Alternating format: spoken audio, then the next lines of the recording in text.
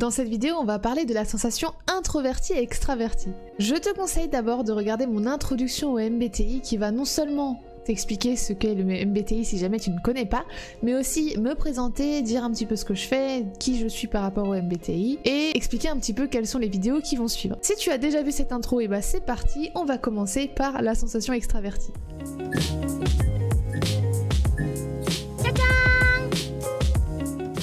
Si tu as la sensation extravertie en fonction principale ou secondaire, les sensations vont être assez importantes pour toi. Alors je dis pas que si on te demande c'est quoi ce qui est important dans ta vie, tu vas dire les sensations. Ce que je veux dire c'est que c'est très présent au quotidien. Tu vas utiliser pleinement tes 5 sens. Tu vas aimer les plaisirs physiques comme la nourriture, les rapports sexuels, l'alcool, tout ce qui touche au plaisir physique. Tu vas avoir besoin de stimulation, d'expériences concrètes, de sensations fortes, de découvrir des nouveaux lieux, des nouvelles activités, des nouvelles sensations. On peut souvent te trouver dans les bars, dans les restos ou dans les soirées. Tu vas avoir une certaine précision, une certaine rigueur et souvent des capacités motrices supérieures. Si tu as la sensation extravertie en fonction principale ou secondaire, tu vas vivre le moment présent. Tu vas accueillir le moment tel qu'il vient et baser ton ressenti sur ce moment uniquement. Tu te fies au présent, tu as besoin de concret. Comme tu vis l'instant présent, t'es souvent peu pressé. Ça veut pas dire que t'as pas beaucoup de choses à faire dans ta vie, ça veut juste dire que t'as pas toujours la tête dans le futur, que tu es pas toujours en train de penser « Ok, alors je fais ça, mais dans 1 heure, il faut que je pense à faire ça, et demain, il y a ça, etc. » Tu vis l'instant présent. Tu es observateur, tu as une attention forte à ce qu'il se passe, et tu as une bonne mémoire. On va souvent te trouver au centre des événements sociaux. Ça ne veut pas dire que tu choisis spécialement d'être au centre, mais c'est ce qui a tendance à arriver. Notamment parce que tu es un bon conteur. Et ça, c'est grâce à ton observation et à ta bonne mémoire. Et puis, c'est pas plus mal parce que tu aimes être entouré, tu aimes avoir un public. Tu es souvent perçu comme quelqu'un d'accueillant, de chaleureux, de souriant. Et en général, tu as souvent des gens chez toi, ou tu es souvent invité chez d'autres personnes. Si tu as la sensation introvertie en fonction principale ou secondaire, tu vas aussi accorder beaucoup d'importance au sens, mais pas de la même manière. En fait, tu vas pas isoler les moments, ils vont faire partie d'un tout. Les sensations que tu vas ressentir, tu vas les lier à des moments antérieurs. Tu vas manger un plat, au lieu de profiter pleinement de ce plat, il va te rappeler une expérience, il va te rappeler une fois où tu as mangé ce plat et il était moins salé ou plus salé.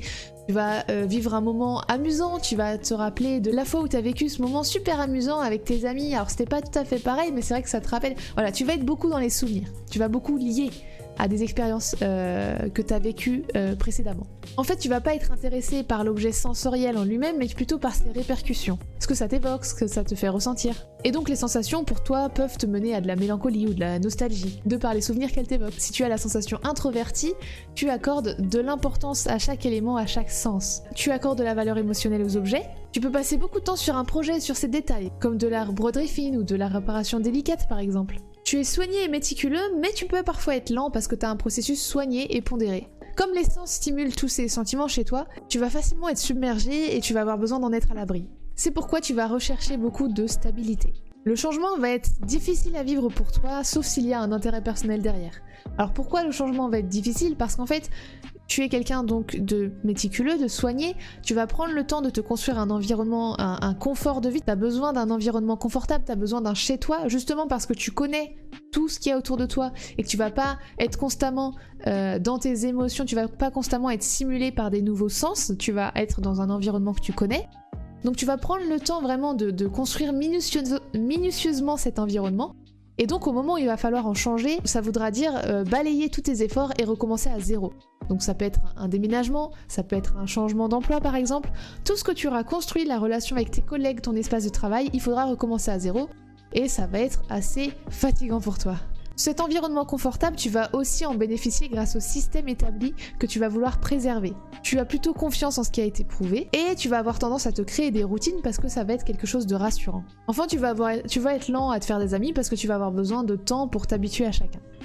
Je voudrais m'arrêter 2 secondes sur l'image de Sheldon parce que je pense qu'elle peut compléter un petit peu ses propos. Sheldon, c'est un personnage assez particulier puisqu'il n'y a pas du tout qu'une question de personnalité, il a un QI élevé, je pense qu'il a, d'après ce que j'avais pu apercevoir, d'autres troubles. Alors je ne voudrais pas trop m'avancer sur le sujet parce que je ne connais pas, je ne maîtrise pas, mais je pense qu'on peut quand même le citer parce que c'est un exemple qui est extrême et caricatural, mais du coup les clichés permettent d'avoir une petite idée de ce type de personnalité. Sheldon, il a besoin de sa routine, il est très minutieux, c'est telle heure, telle activité et ça ne bouge pas. Sheldon a beaucoup de mal à intégrer des nouvelles personnes au sein de son cercle d'amis puisqu'il ne les connaît pas et ça n'est pas encore compatible avec son environnement. Voilà, Sheldon, il a besoin d'avoir son environnement confortable qui lui convient, qu'il connaît, qu'il maîtrise. Et ça, je pense que c'est quelque chose qui est très présent chez les personnalités qui ont la sensation introvertie en fonction principale ou secondaire. C'est tout concernant la sensation. Je vous laisse déterminer où est-ce que vous vous reconnaissez le plus